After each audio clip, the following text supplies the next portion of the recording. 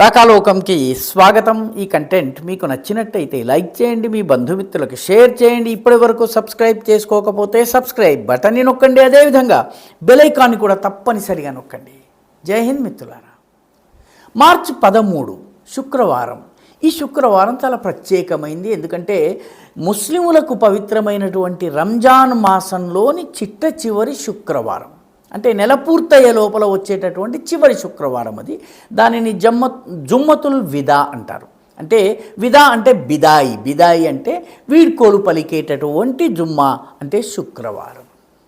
కాబట్టి చాలా ప్రత్యేకంగా తరావీలు అంటే ఖురాన్లో ఉన్నటువంటి ఆయతుల పఠనం జరుగుతుంది.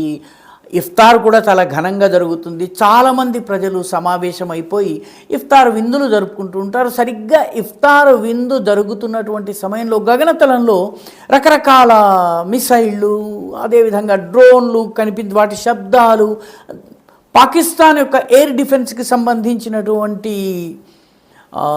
ఎయిర్ డిఫెన్స్ సిస్టమ్ నుంచి క్షిపణులు వెళ్ళడము, ఇదంతా చూసి చాలామంది కంగారు పడ్డారు. కొందరు లేదు ఇదంతా కూడా మార్చి 23 పాకిస్తాన్ డే సెలబ్రేషన్స్ యొక్క రిహార్సల్ అనుకున్నారు. పాకిస్తాన్ ఏర్పాటు కావాలన్నటువంటి పాకిస్తాన్ రిజల్యూషన్ దేశ విభజనకి ముందు 1940 మార్చి 23న తీర్మానం చేయడం జరిగింది.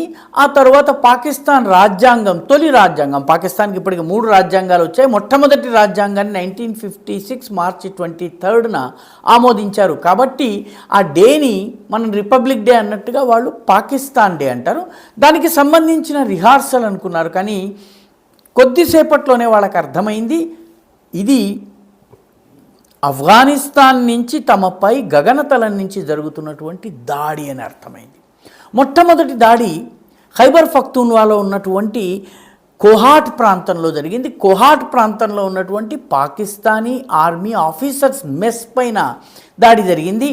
అంటే అధికారులు ఉండే చోట డ్రోన్ దాడులు జరిగినాయి. ఎందుకంటే ఈ కోహాట్ నుంచే ఖైబర్ పఖ్తూన్వాలో ఉన్నటువంటి తెహరీకే తాలిబాన్ పాకిస్తాన్ని అణిచివేసేందుకు పారాచినార్, ఖుర్రం, సద్దాం, బజౌర్ ఇటువంటి ప్రాంతాలలో ఆపరేషన్స్ జరుగుతాయి. వాటన్నిటికి కూడాను కోహాట్లో నుంచే పథకాలు రచించడం జరుగుతుంది. కాబట్టి దాని మీద దాడి జరిగేటప్పటికీ ఇటు ఇస్లామాబాద్లో కూడాను, రాజధాని అయినటువంటి ఇస్లామాబాద్కి అతి చేరువగా డ్రోన్ దాడులు జరగడం మొదలైంది.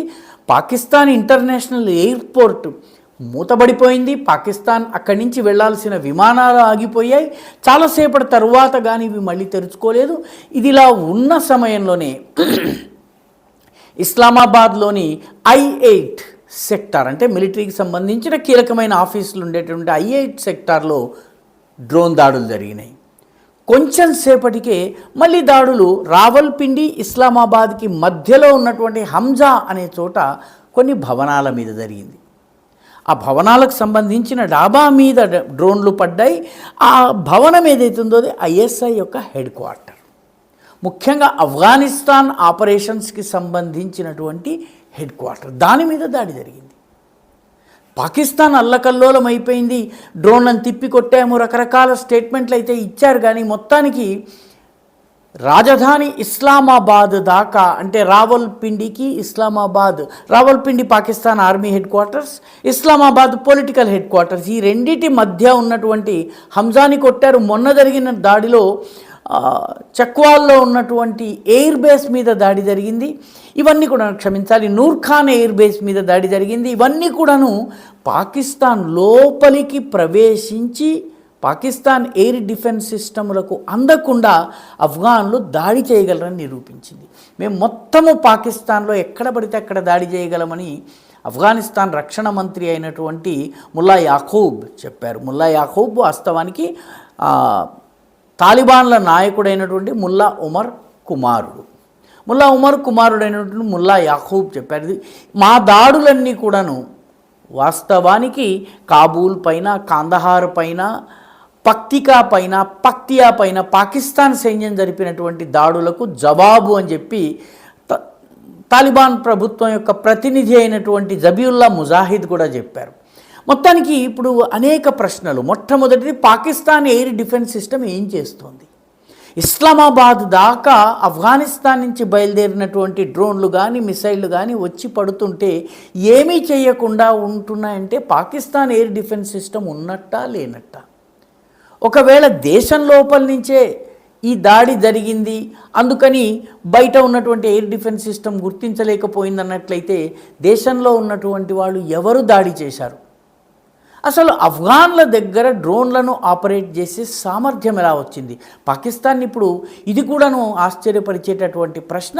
మొత్తం మీద ఈ దాడి పాకిస్తాన్ని మొదలంట కుదిపేసింది. ఎందుకంటే రాజధానికి కూడా రక్షణ లేదు. పాకిస్తాన్ ఆర్మీ హెడ్ క్వార్టర్కి ఇస్లామాబాద్కి మధ్య ఉన్నటువంటి హంజా అనే ప్రాంతంలో ఉన్న ఐఎస్ఐ హెడ్ క్వార్టర్ మీద దాడి జరిగింది. కోహాట్లో ఉన్నటువంటి ఆఫీసర్స్, మిలిటరీ ఆఫీసర్స్ మెస్ పైన దాడి జరిగింది. అదేవిధంగా పాకిస్తానీ ఎస్టాబ్లిష్మెంట్కి సంబంధించిన కీలకమైనటువంటి I-8, I-7ల పైన దాడి జరిగింది. ఇదంతా ఇస్లామాబాద్లోని వివిధ సెక్టార్స్ అన్నమాట.